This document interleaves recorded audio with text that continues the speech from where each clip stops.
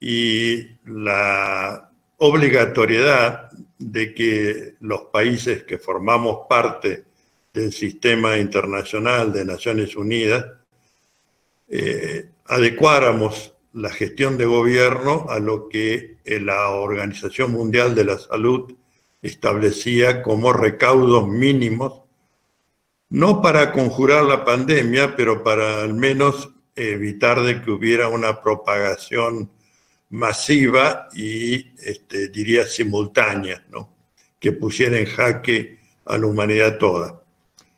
En ese momento me pareció que era importante saber que los estados debían de alguna manera contar con recursos extraordinarios para afrontar la pandemia, porque evidentemente iba a producirse una situación también de necesidad en el plano de la economía.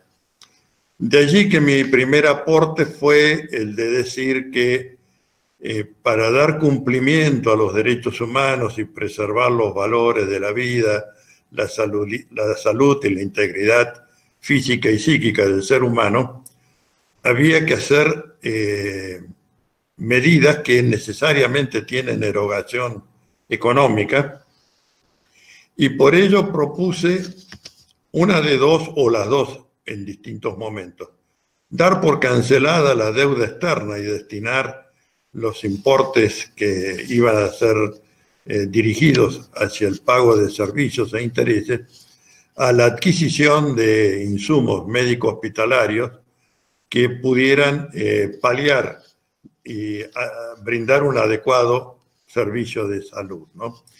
Esto fue en vísperas de que el 20 de abril la Argentina tenía, de haber seguido con el cronograma de pagos que le dejó el anterior gobierno, tendría que haber desembolsado 500 millones de dólares, más precisamente el día 20 de abril del corriente año. Logré que esto fuera publicado, más luego, después de haber examinado una obra que reflejaba el pensamiento de varios intelectuales, filósofos, sociólogos, políticos y periodistas respecto de qué mundo nos espera por el desarrollo de esta pandemia, hice algunos aportes, algunas ideas, también fue publicado, respecto a la necesidad de declarar una nueva sociedad, una nueva institucionalidad, y que tuviera su centralidad en la actividad del Estado. Esto puede ser de dos maneras, a mi modo de ver. Una es un capitalismo con fuerte presencia del Estado y acción redistributiva de la riqueza para llegar a esos fondos, esos medios. La otra era lisa y llanamente socialismo. Observaba que los países socialistas habían tenido una respuesta rápida frente a la pandemia y también una respuesta de solidaridad internacional, lo que por supuesto me parece que marcaba una clara diferencia entre el capitalismo financiero, que lo único que buscó fue ver cómo se mataban unos con otros para ver quién podía recibir primero los respiradores, mexicaneándose los embarques, etc. Bueno, desde luego, todavía no había en ese momento un pronunciamiento, ya sea nacional, regional, o internacional, de los organismos rectores en materia de derechos humanos.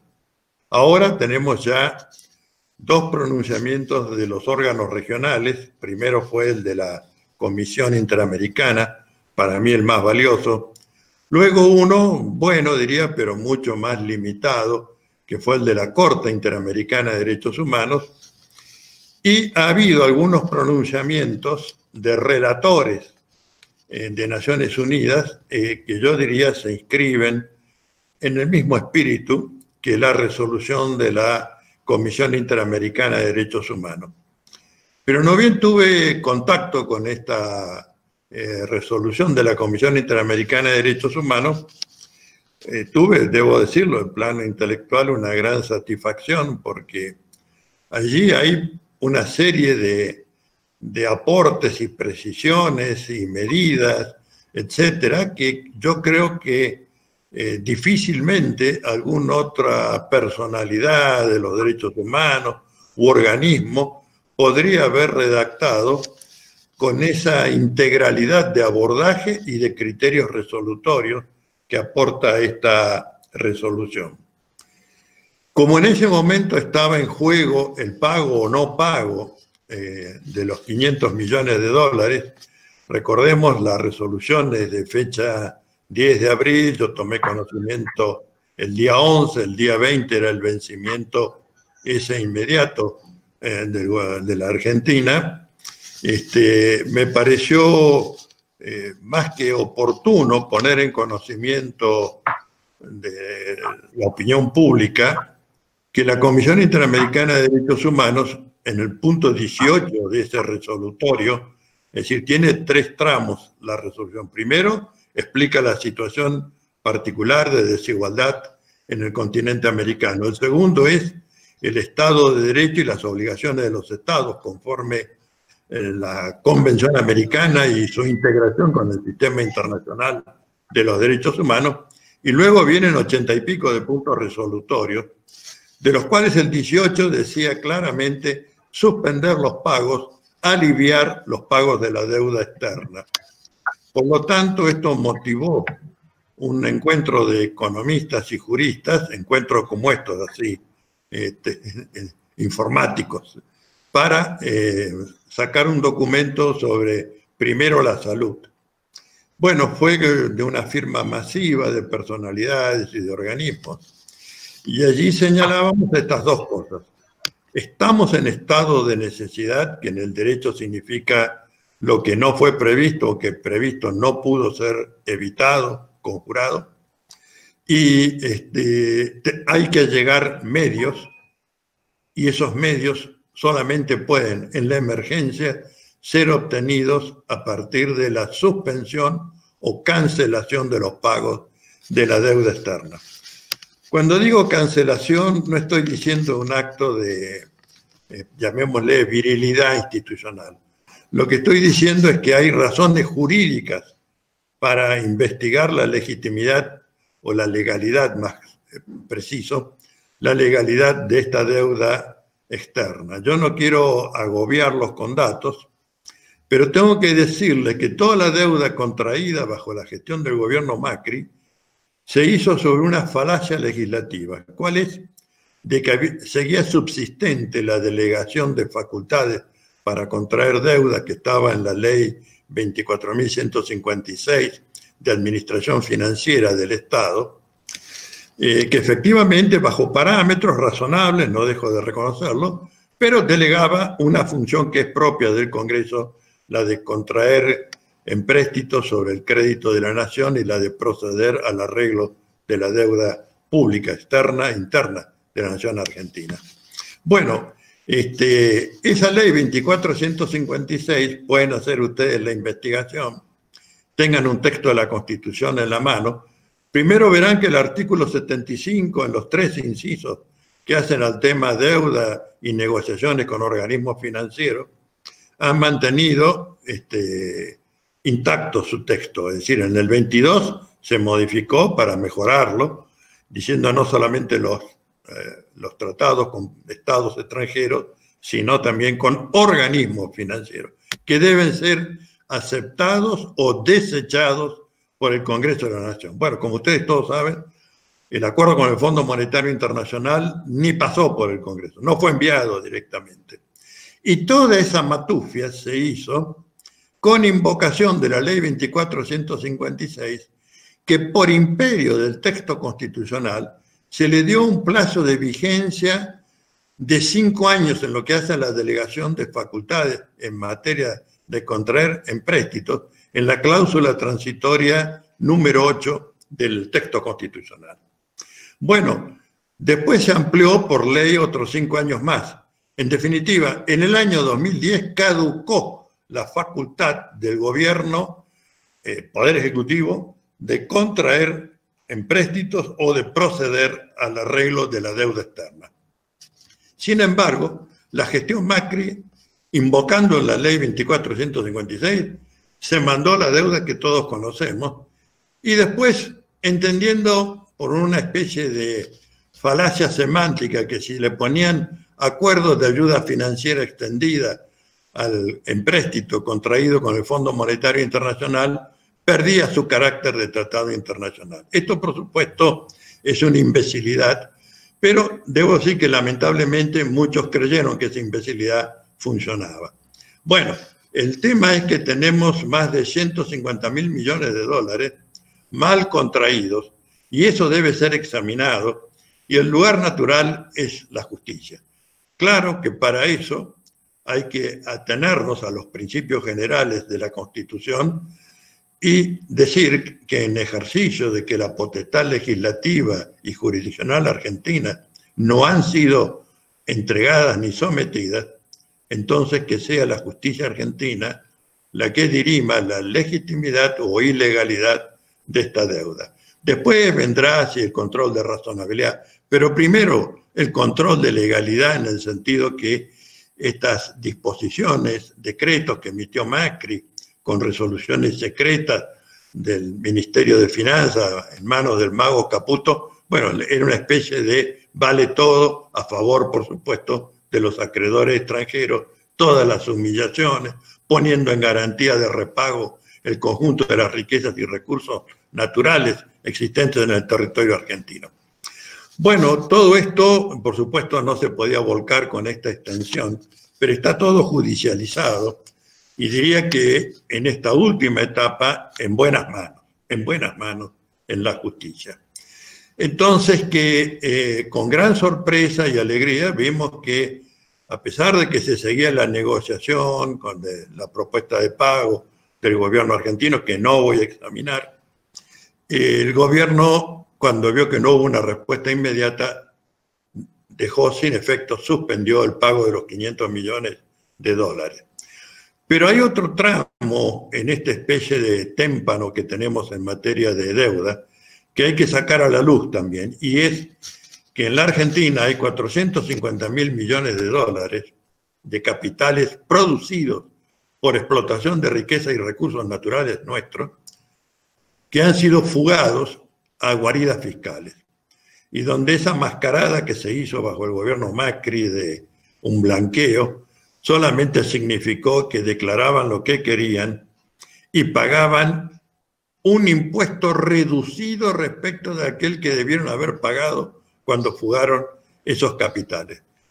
Es la cifra de 450.000 millones, es más que el Producto Bruto Interno de la Argentina ahora en un año, y es superior al monto total de la deuda externa, de manera que la Argentina no tendría por qué estar arrodillada si esos capitales estuvieran en el interior de nuestro Estado-nación y pudieran ser aplicados a su desarrollo independiente. Bueno, yo creo que debo terminar esta larga introducción acá y sí pasar a las preguntas de la audiencia. Perfecto, clarísimo. Sí, agarro, hay algunas preguntas que nos fueron haciendo llegar en función de los ensayos que fuimos compartiendo de usted en nuestras redes, así que bueno, voy acercando un poco esas preguntas y después las que vayan surgiendo también por el chat. Una de las preguntas que surgían era en virtud de esta resolución que tuvo la Comisión Interamericana de Derechos Humanos, que aborda, bueno, una serie de situaciones en las cuales se ven expuestos los países latinoamericanos y también, bueno, una serie de derechos muy amplios para garantizar, saber cuáles cree que son en nuestro país los derechos que se encuentran actualmente en una situación más delicada. Hay como distintas situaciones que fueron surgiendo de casos de extrema vulnerabilidad, de falta de ingreso a la vivienda, servicios básicos, el sistema carcelario. Bueno, hay como un montón de situaciones que se están dando y poder saber su opinión sobre eso. Bueno, los valores, llamémoslos supremos en este momento, que custodia la resolución, y así lo dice expresamente al inicio, son los de la vida, la salud y la integridad de la persona humana. Después de esto y de hacer un desarrollo sobre los fundamentos jurídicos y la necesidad del Estado de Derecho, donde hay señalamientos muy importantes y que motivó otro trabajo que hemos también publicado, que es de que tienen que funcionar los tres poderes en el contexto de la pandemia, de manera que este debate sobre si el Congreso podía funcionar bajo un sistema mixto o telemático, como queramos llamarlo, estaba ya, digamos, resuelto en el texto de la resolución al imponerle tanto al legislativo como al judicial funcionar, que sea como estamos todos en el contexto de la pandemia, pero funcionar, que no pueda haber suspensión de derechos y garantías. Y algo muy importante que dice allí, no se puede suspender el trámite de los amparos y de los habeas corpus, porque estas son las vías tuitivas de los derechos y garantías que tenemos los habitantes del continente americano. Y diría también que en la analítica de la parte resolutoria, todos los sectores vulnerables tienen puntos dedicados en esta resolución. Entre ellos, el hoy candente tema de la población carcelaria, y donde, bueno, se agita el fantasma de que si los dejan afuera, entonces va a aumentar la criminalidad, etcétera.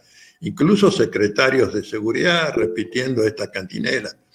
Y no comprenden de que hay una directiva muy precisa en cuanto a los que están detenidos en condena, a los que tienen ya condiciones para lograr el beneficio de la libertad condicional, la posibilidad de las prisiones domiciliarias bajo pautas de control, como pueden ser las tobilleras electrónicas o el permiso de la comisaría o registrarse en la comisaría en determinada periodicidad.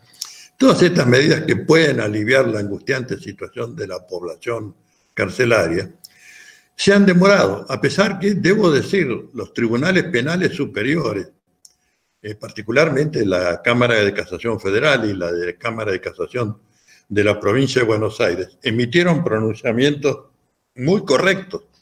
No digo que hayan obedecido, por ponerlo así, a la resolución, sino que de motu propio establecieron pautas totalmente acordes con las que señala la resolución de la Comisión Interamericana de Derechos Humanos, que también dice, cuidado, en materia de crímenes de lesa humanidad, el sistema internacional es que no hay beneficio de ninguna naturaleza, tanto de acuerdo a la Convención de Represión del Genocidio como de los crímenes de lesa humanidad, donde se dice que ni la amnistía, ni el indulto, ni la conmutación de pena, ni beneficios procesales pueden ser conferidos a los que están condenados por crímenes de lesa humanidad. Bueno, evidentemente hay allí un reservorio normativo que debe ser aplicado, y en esto quiero detenerme un poco, ¿no? Porque lamentablemente la Argentina, después que una anterior Corte Suprema le había dado grado de vinculante a las resoluciones de la Comisión Interamericana y los fallos de la Corte, retrocedió primero con el caso de la tablada, diciendo que las recomendaciones de la Comisión no eran pronunciamiento jurisdiccional. Bueno, ya un primer paso atrás.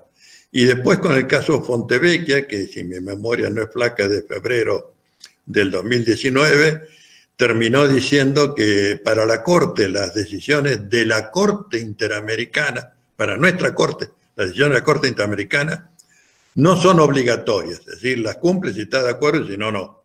Bueno, eso es tirar por la borda todo lo que habíamos avanzado en materia de estos pronunciamientos. Y yo le digo a los alumnos que hagan el siguiente examen, este ejercicio. Piensen que en este momento las disposiciones, las cláusulas de los tratados regionales e internacionales de derechos humanos tienen igual jerarquía que el texto de la Constitución. ¿Algunos dirían que el texto de la Constitución no es imperativo? Yo creo que no. Bueno, tampoco se puede decir respecto de aquellas disposiciones de los tratados que han sido ratificados en plenitud por la nación argentina y jerarquizados con rango de cláusulas constitucionales. Algunos dirán entonces, bueno, pero una cosa son los tratados y otros sus órganos. Yo les digo, fíjense en los protocolos adicionales o protocolos facultativos, tanto de los pactos de Naciones Unidas como del pacto de la Convención Americana de Derechos Humanos, y van a ver que los pronunciamientos de ellos no pueden ser revistos por ningún órgano superior. Es decir, son resoluciones últimas y por lo tanto ejecutorias.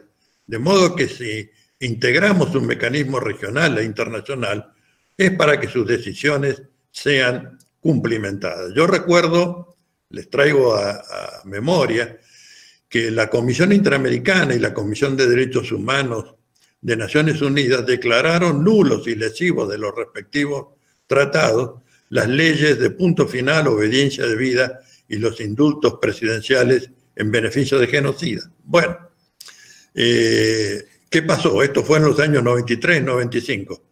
Primero reculó el gobierno argentino, después hicieron una pantomima que era de que efectivamente iban a cumplimentar, y en lugar de anular, que es lo que decían tanto el órgano regional como el internacional, derogaron las leyes de punto final y obediencia debida, con lo que, como ustedes saben, como ley penal más benigna, seguía produciendo efecto. Es decir, se mandaron discursos olímpicos para parir un ratón que era la derogación. Tuvo que venir el gobierno de Néstor Kirchner para que recién se anularan estas leyes. Y después también la Corte, los tribunales anularon los indultos presidenciales. Pero tenemos que recuperar la posición correcta, es decir, si integramos y hemos ratificado los protocolos facultativos o adicionales, que son a voluntad de los estados-naciones,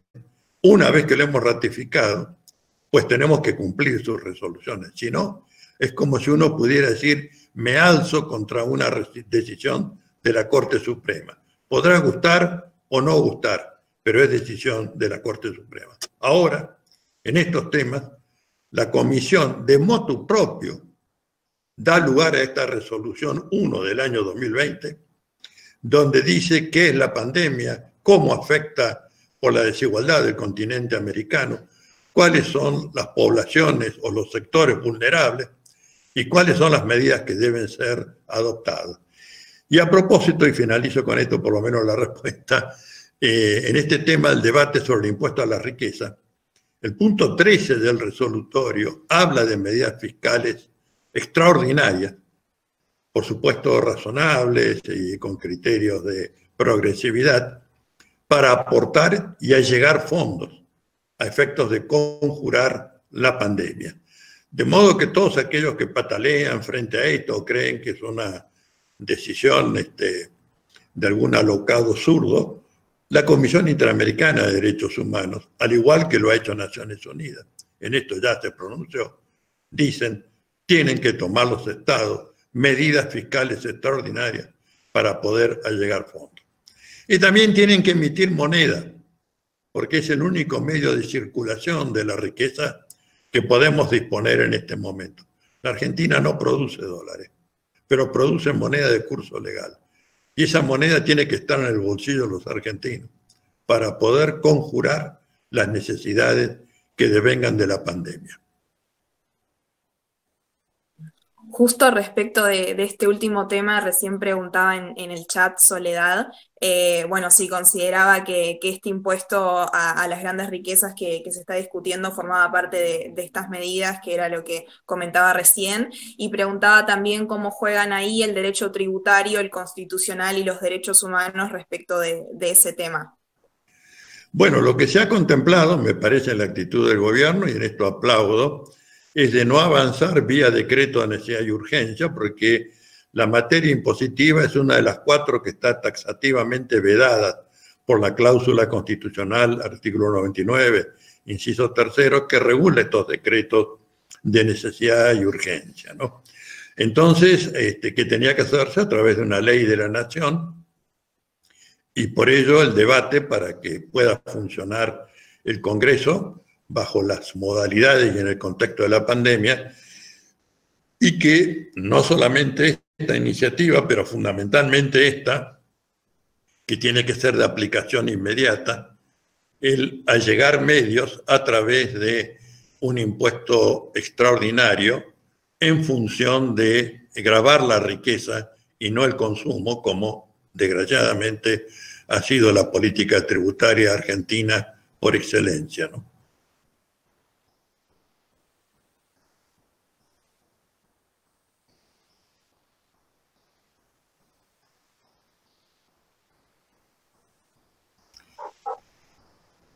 ¿Siguen allí? Ay, perdón, estaba hablando con con el micrófono silenciado.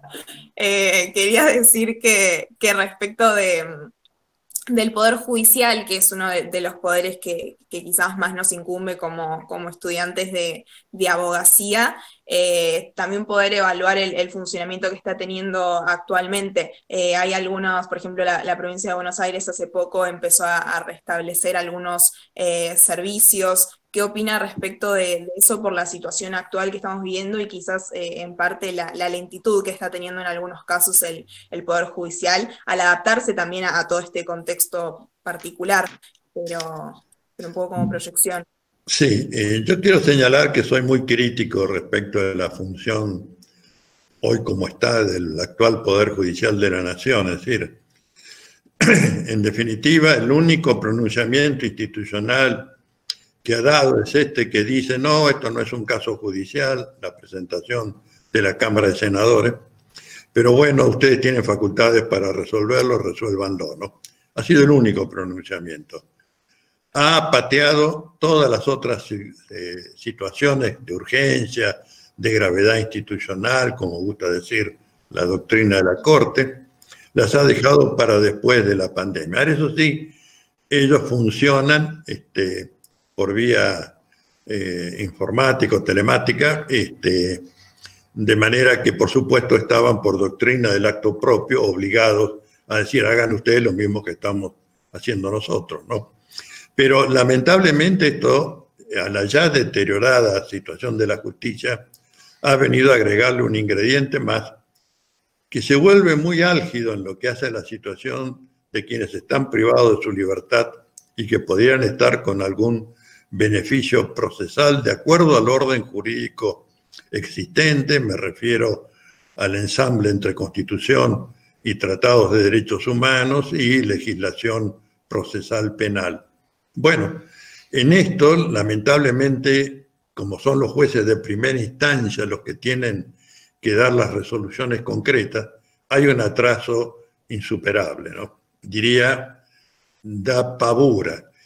Y en los casos o en los temas que tiene la propia Corte referidas a libertades individuales, también está en un atraso e irresolución absoluta, ¿no? Absoluta. Lo digo con conocimiento de causa porque tengo trámites referidos a libertades en la Corte Suprema y lo único que han resuelto, a pesar de la insistencia, de los pedidos de habilitación de feria, etcétera, es estése a la acordada tal que establece la fecha de esta situación de cuarentena y sus prórrogas, ¿no? De manera que yo diría que es muy, deficiente la respuesta del Poder Judicial y que, pudiendo haber hecho un pronunciamiento claro en el tema de la habilitación del Congreso, lo hizo pobre en fundamentación, solamente en el voto de uno de los ministros de la Corte, sin citarla, parafrasea la resolución que yo les comenté de la Comisión Interamericana de Derechos Humanos, diciendo con engolado énfasis que es esencial para el Estado de Derecho el funcionamiento de sus órganos legislativos y judicial. Bueno, por lo menos lo dice, por lo menos, aunque ocultando de dónde proviene la indicación, ¿no? Entonces, diría que tanto en los poderes judiciales provinciales como en el nacional hay que acicatear. Los abogados tenemos que tener en cuenta que estamos habilitados también por este texto de la resolución y adoptando los recaudos de distancia social, etcétera, estamos habilitados para circular y actuar como abogados. De modo que también acá diría que es mejor la resolución de la comisión que las acordadas emitidas por la Corte, que no dicen una palabra sobre la situación de los amparos, habeas corpus, etcétera, ¿no? De manera que esta es mi opinión. Perfecto. Le hago otra consulta que la tengo acá en la computadora que nos hicieron llegar, que es respecto de un poco de las medidas económicas y la relación con esto para garantizar los derechos humanos, es cuál es el rol que cree que deberían desempeñar las empresas en estos contextos y qué conductas deberían tener para garantizar el cumplimiento de los principios y reglas de derechos humanos. Bueno, en cumplimiento con la normativa nacional y también con la resolución de la comisión.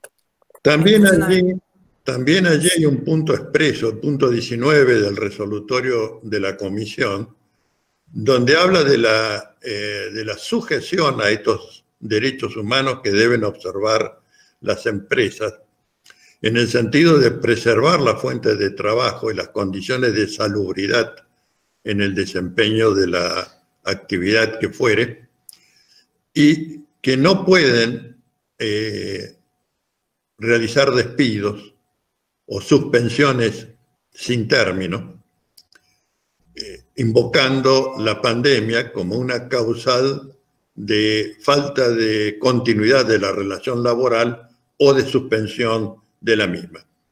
Yo les pido que lo lean directamente del texto, porque obviamente no puedo memorizar todo lo que expresa, pero tiene una postura, yo diría, envidiable y muy superior a lo que hemos visto hasta acá, en lo que hace a que, bueno, algunas suspensiones han sido acordadas con intervención del Ministerio de Trabajo en el actual gobierno, y esto hiere la previsión de esta resolución de la Comisión Interamericana de Derechos Humanos, y entiendo que sería deseable, loable, que los abogados que atienden al sector del trabajo invoquen también la resolución para decirle, mire, esto de las reducciones, de los despidos, etcétera, es totalmente inviable a la luz del órgano superior de la Convención Americana de Derechos Humanos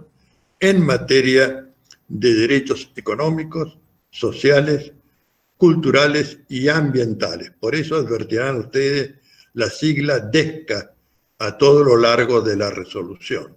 Es decir, hay una particular énfasis de la Comisión Interamericana en poner en un estado de efectividad y de exigibilidad ese conjunto de derechos. Para mí, esto es también un gran avance teórico, porque siempre se ha dicho que aquello que es exigible son las libertades civiles y políticas, y los derechos económicos, sociales, culturales y ahora también ambientales, bueno, parece que es una suerte de paga a Dios, o el más telúrico y folclórico, permítanme la humorada, anda a cantarle a Gardel, ¿no?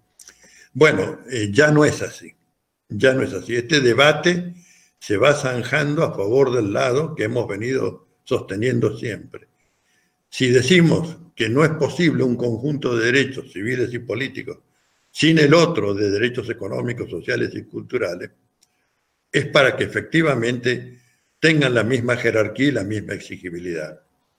Si no, será una monserga moral o un discurso político, pero no un derecho. Derecho es lo que puede ser exigido. Les aclaro que estas últimas palabras que he dicho son las del autor intelectual del Pacto de Derechos Económicos, Sociales y Culturales, el profesor noruego Asbjørn Eide, uno de los expertos mayores de Naciones Unidas y presidente vitalicio de su Instituto de Derechos Humanos. Genial.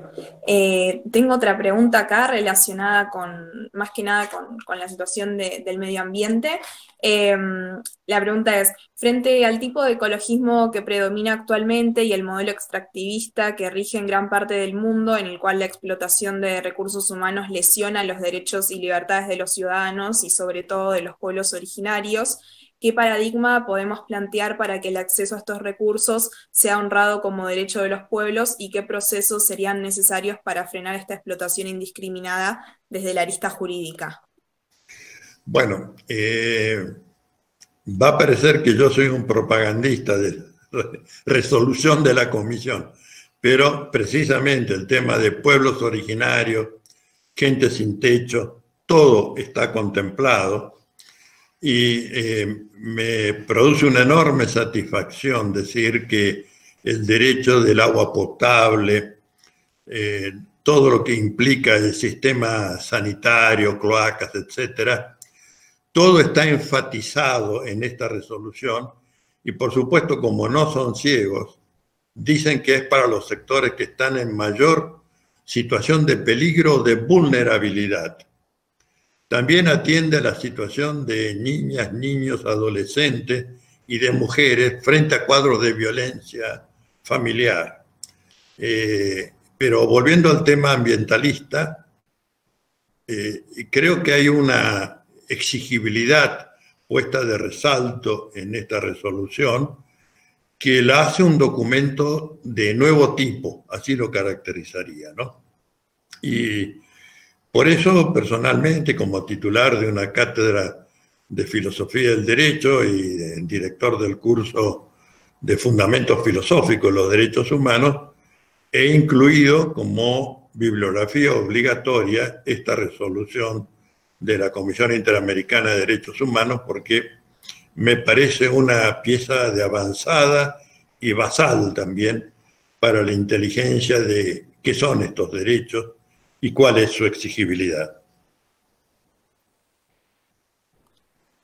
Bien, acá agrego otra pregunta que nos hacen en el chat. ¿Cómo evalúa las faltantes de insumos de protección personal que se están viviendo en muchas actividades esenciales, sobre todo en el personal de salud? ¿Y qué puede hacer el Poder Judicial para garantizar los derechos de los trabajadores y las trabajadoras? Bueno, creo que, y está dicho, y yo parezco el refranero de la resolución, está dicho que hay que prestar especial atención al personal médico y sanitario y los de los servicios públicos esenciales, de que puedan seguir prestando primero el servicio de salud y luego los otros servicios, es decir, no se puede suspender la provisión de agua potable, de electricidad, de gas, todo lo que significa el sistema sanitario en sí, el funcionamiento de los hospitales. Y como todo esto viene en el marco de la imperatividad de la resolución, tal como lo hemos brevemente explicado, diría que tendríamos que estar llenando de amparos los tribunales frente a cualquier situación de déficit, insuficiencia o de desigualdad en el acceso a los servicios públicos, comenzando por el de salud, ¿no? Creo que el gobierno ha dado un paso adelante, es decir, ya acá no se distingue entre salud pública y salud privada. Salud es un solo sistema y por lo tanto las disposiciones van a alcanzar tanto a los hospitales públicos como a los sanatorios privados. Bueno, esto es un paso adelante, pero el aprovisionamiento, el contar con insumos, y no quiero pensar si el día de mañana, y ojalá así sea, se encuentra un remedio o vacuna eficiente contra el COVID-19, ¿cómo va a ser la distribución de esa vacuna o remedio? Si en función de la necesidad o en función de la capacidad económica de las personas. Es decir, tenemos que poner de relieve una vez más, los medicamentos, la atención sanitaria no son mercancías, son derechos humanos, están previstos en el universal para todos y todos. De manera que esto tiene que ser un imperativo para abogados, futuros abogados como ustedes también, en el accionar de que no se puede andar con excusas económicas en el sentido, no, primero atendemos a los que están pagando por tener la vacuna o o por tener el barbijo o por tener algún otro elemento útil para la protección de la persona. No, no, no. Acá tiene que ser en función de necesidad y no de capacidad económica. Y a los estados hay que decirles que no pueden estar robándose unos a otros las mercancías en función de su capacidad económica. Si está destinado a la salud, tienen que participar con criterios de homogeneidad y en función de las necesidades. Claro, esto implicaría una organización de las Naciones Unidas 1000 veces más poderosa que la que tenemos actualmente y 1000 veces más humanitaria que la que tenemos actualmente, ¿no? No se le escapa a nadie que las Naciones Unidas desde la década del 60 para acá ha venido y se ha convertido en un quincho de algunas potencias hegemónicas y no en la organización que debe velar por la igualdad y el acceso, que es la palabra clave en materia de política de derechos humanos, y el acceso igualitario para todos en función de la necesidad, ¿no? Totalmente. Acá Fernanda pregunta, ¿qué opinas sobre el funcionamiento remoto del Estado con las sesiones virtuales del Congreso, por ejemplo? Bueno, vamos a ver cómo funciona, pero yo digo, es un imperativo hacerlo, ninguna duda. No solamente un imperativo por el tema del impuesto a las ganancias extraordinarias o a la riqueza, sino que es un tema de toda la coyuntura y sería bueno que también tuvieran incidencia en lo que hace tanto al arreglo de la deuda externa como al examen de su legalidad o ilegalidad en este caso. Y fundamentalmente, si es que el Poder Ejecutivo ni antes ni ahora les ha enviado el acuerdo con el Fondo Monetario para que sea aprobado o desechado, como dice el artículo 75, inciso 22 de la Constitución Nacional, pues bien, este sería un buen momento para que lo acepten o lo desechen. Y si podemos opinar, para que lo desechen, porque ese acuerdo solamente sirvió a algunos paliativos fiscales y a la fuga de capitales fundamentalmente. Perfecto.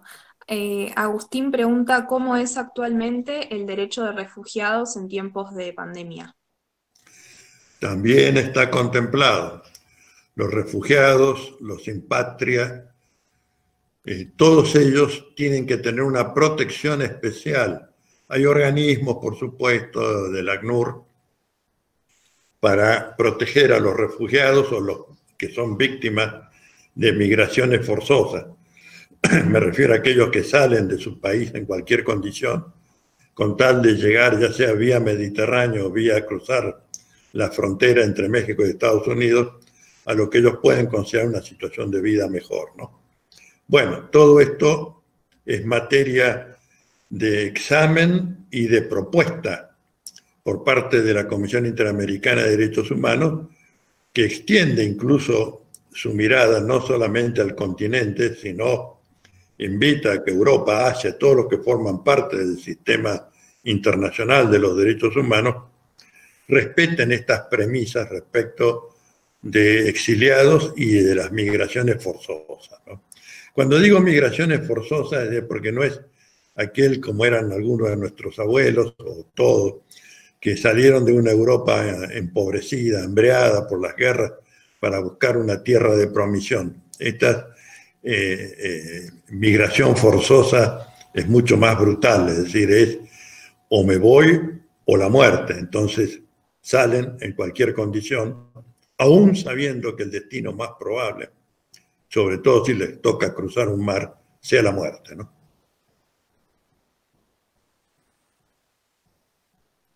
Acá otra pregunta que hace Joaquín es, ¿qué alternativas jurídicas surgen en este contexto de emergencia frente a una posible guerra de patentes en la industria farmacéutica en la búsqueda de un tratamiento y vacuna para el coronavirus? Bueno, acá hay un precedente muy interesante, tal vez ustedes más jóvenes no lo recuerden, Pero cuando se desata la pandemia del SIDA, y los dos países más afectados eran Sudáfrica y Brasil, Sudáfrica toma la decisión para frenar el crecimiento geométrico en su población del SIDA, de copiar los medicamentos europeos y estadounidenses. La Organización Mundial del Comercio, no la de la Célula del Comercio, puso el grito en el cielo diciendo que eso era violar el derecho de propiedad intelectual, de las patentes, etcétera, etcétera, etcétera, que iba a enjuiciar a Sudáfrica. Sudáfrica no pagó un centavo de patente, los copió. Brasil los copia y pagó un 5% en aquella oportunidad sobre estas patentes para frenar también la pandemia del SIDA. Bueno, debo decirle que hasta el día de hoy ningún país, ninguna empresa hizo reclamo alguno por el hecho que sus medicamentos paliativos o antivirales fueran copiados y producidos masivamente en los laboratorios de estos países.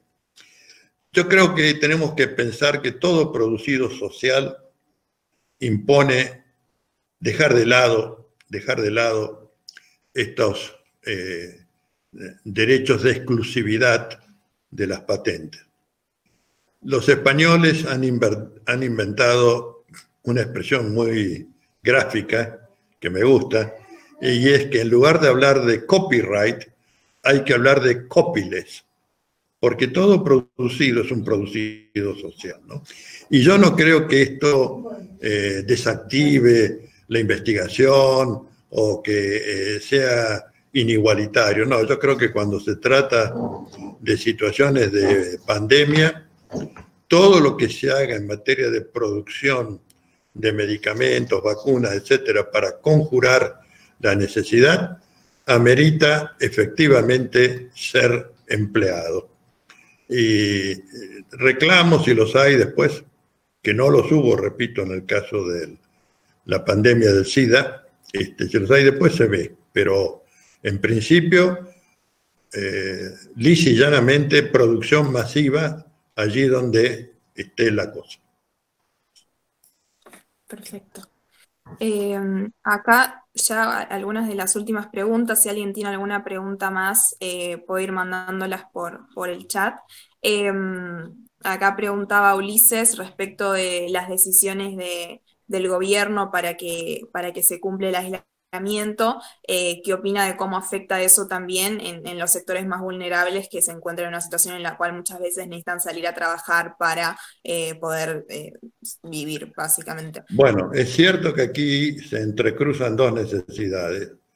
Una, la de preservar la vida, la salud y la integridad personal, y la otra, que no es menos valiosa, que es la de la función alimentaria y el derecho al trabajo, que debe ser preservado, ¿no? Creo que en el momento de la encrucijada hay que darle prioridad a aquello que refiere a la salud, el derecho a la vida, por supuesto, y buscar que el Estado tenga la contribución máxima en lo que hace a la reproducción de la vida, me refiero al alimento y al trabajo, porque obviamente que se puede morir por un virus o se puede morir por condiciones indignas de vida, ¿no? Y las dos preocupaciones tienen que estar en la, digamos, cotidianeidad de obrar de los gobiernos. Esta energía que hay que poner es la que, volviendo a lo que decía al principio, me hace pensar en dos alternativas.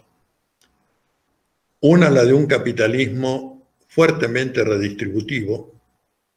La otra es la del socialismo, donde, bueno, hemos visto los resultados de la medicina en Cuba, la solidaridad de Cuba. Hoy acabo de enterarme que en Vietnam prácticamente solamente hay 200 casos de coronavirus y ningún muerto. Es decir, un país mucho más pobre que Estados Unidos, vaya paradoja, vuelve a derrotarlo, ¿no? Vuelve a derrotarlo. en el combate, en este caso, a la pandemia como uno. Bueno, como ustedes comprenderán, es muy difícil que pensador alguno pueda dar un recetario minucioso. Lo que yo veo con alegría, más allá de los bandazos y de los floreos de algunos pensadores, a mí me causa un poco de humor lo de Zizek viendo todo a través de metáforas cinematográficas, ¿no?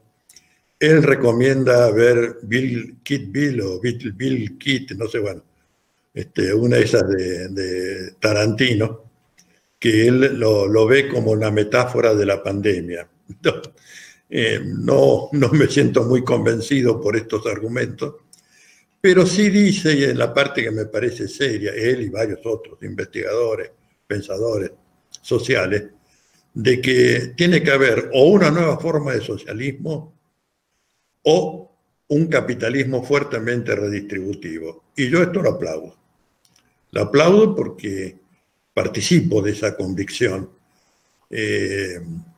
Yo no sé si ustedes han hecho estudios de economía política, pero quiero decirles algo que enseñaba Carlos Marx y que lo desarrolló gráficamente mucho mejor todavía Luis Althusser. Marx decía, toda producción es producción propiamente dicha, distribución, intercambio y consumo. Es decir, tiene 4 fases. Entonces, según cómo sea el modo en que se satisfacen estas 4 variables, resulta un modo de producción determinado. Ahora, uno tiene que decir que el socialismo real falló en lo que hace a tener un mejor modo de producción propiamente dicho.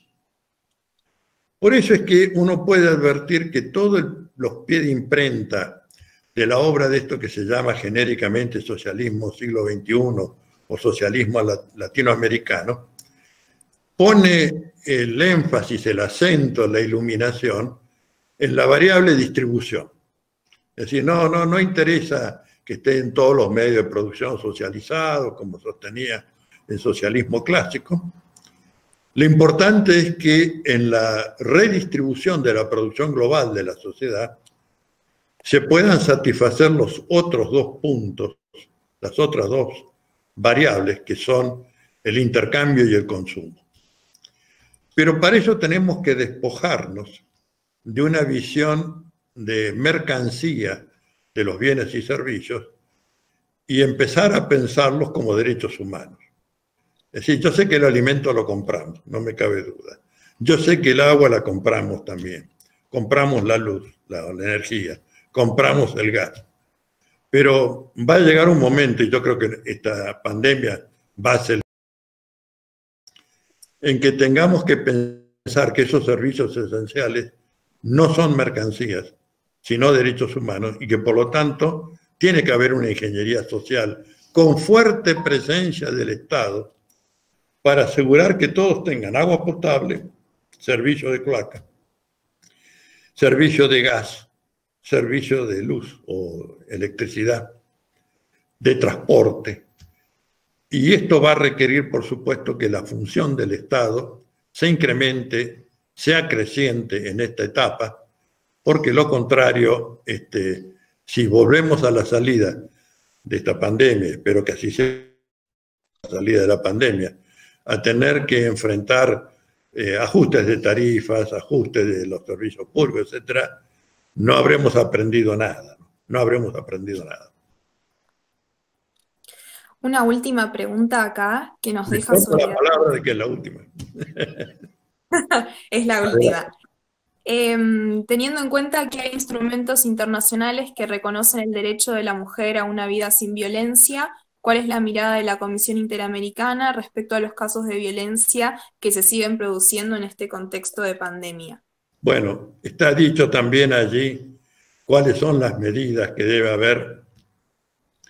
Por supuesto, esto habla de exclusión de hogar, de cercos perimetrales, de una serie de medidas protectoras, de organismos de fiscalización y seguimiento eficaces, un poder judicial de otra mentalidad, no cabe ninguna duda. Bueno, hay una serie de... Pero lo que sí les digo es, está contemplado, y está muy bien contemplado y mejor resuelto. Es decir, no se les cayó nada en el camino de la producción de esta resolución. Yo en general no soy muy apologista de las tareas estas, pero esta resolución, diría, me conmueve en la integralidad y en la justeza de sus propuestas. Por eso es que en todo reportaje, en toda producción escrita, la incorporo porque considero que va a ser uno de los pilares de esta transición hacia nuevas formas institucionales y de organización del Estado, que debemos tener estrecho seguimiento, ¿no? Estrecho seguimiento. Mejor que leer algunos de estos textos filosóficos de los derechos humanos, léanse la resolución. Son 22 carillas, es larguita, pero los textos de la dogmática jurídica generalmente son mucho más largos. Lean los 22 carillas, porque realmente vale la pena y les va a fortalecer la convicción de que estos derechos son efectivamente derechos y no promesas demagógicas que hacen los gobiernos, que ponen los tratados en la vidriera institucional de los países, pero en una vidriera que mira hacia afuera, no hacia el interior del país, que es donde estos derechos deben ser realizados, ¿no? Y yo creo que esto también va a aportar a la fundamentación de los derechos humanos. A mí, por supuesto, no me conmueven ni me convencen en nada eso de que sean inherentes, inalienables a la persona humana, o que basta que estén en un tratado para que ya estén en la realidad. Ninguna de estas dos cosas me gusta. Si ustedes pueden revisar algunos de los textos que están en todos los kioscos de fotocopias de la Facultad de Derecho, yo respeto el copyleft y por lo tanto están copiado todo lo que vengo produciendo en esta materia. Allí van a encontrar que nuestro criterio es de que los derechos humanos tienen como sustrato material necesidades humanas socialmente objetivadas. Y digo que esta resolución de la Comisión viene a poner a prueba la fortaleza de esta definición, porque habla de la necesidad y de la objetivación social de esa necesidad, que es inocultable, y que debe ser conjurada a través y con recursos a la estructura social. Y que en esto los criterios son de derechos humanos y no de mercancías, derechos subjetivos. Excelente. Bueno, muchas gracias. Esas fueron todas las Muy preguntas. bien. Gracias por su tiempo y por poder contestarnos todas estas preguntas para poder seguir andando en este tema. Así Perfecto. que buenas noches gracias. Y a leer la resolución. A leerla, que es muy fácil aparte de leer y es muy interesante. Así que bueno, les agradezco a todos por haber participado y muchas gracias especialmente a usted. Hasta pronto, hasta pronto.